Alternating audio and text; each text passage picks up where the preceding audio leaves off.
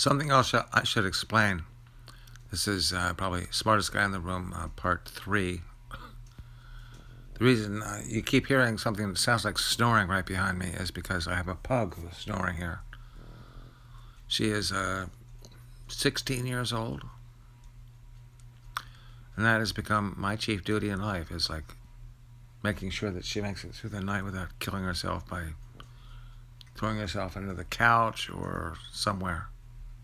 She gets crazy in the middle of the night, so I sit here, I sleep on my couch, kind of like Proust, and I'm trying to take care of her.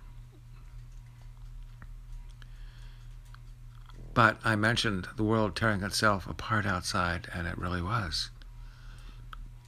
Most people don't understand what it was like going to college in the early 70s, because everybody was a radical except for the hardcore conservatives I was hanging out with, who were all draft dodgers.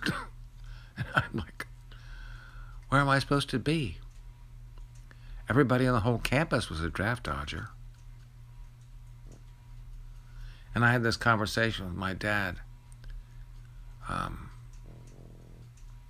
who was a World War II fighter pilot. I know I mentioned that on a dozen occasions. And I said, should I join up? And he said, no. He said, you don't ever fight in a war that they don't want to win. I said, okay. So here's the thing that happened. I graduated when I was 19, which was the first year that I was truly eligible for the draft after, about 1 year with a 2S that I sent one letter about. And then I didn't go. And the odd thing is, I knew that that was not my fight. I never thought I was going to go to Vietnam, because I knew that my real fight was against everybody that I went to Harvard with. They were all completely crazy. And I knew that I would have to spend the rest of my life fighting against who they were, what they represented, and where they wanted to take us. And actually, that was my destiny. I have spent my entire life fighting against them. Meanwhile, the pug, whose name is Eloise, that'll be enough, Eloise, if you know the book, she knew. And I know what all of this is about. You have to, what do you have to do? You have to fight your own fight.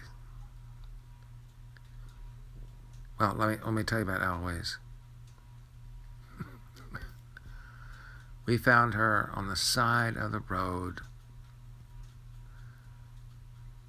We picked her up. She immediately tried to get herself run over by an SUV. And we hunted all day for a place that would treat her, because that's not easy anymore. And she was cut up, but she was a survivor, which I guess is pretty much what we have in common. I'm a survivor too.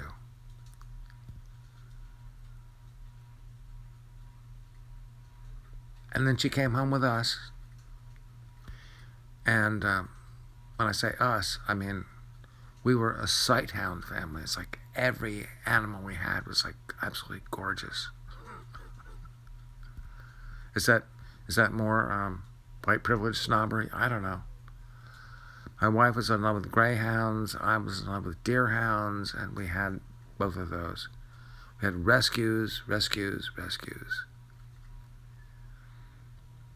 And meanwhile, we had this pug named Eloise, whom I named after a child's book. And she just waited and waited her turn. And then last year, the last of them finally died. And here she is. She's the last dog we have left, and we will never get another. why I say the America I'm living in is not the America I want to be living in, because I don't want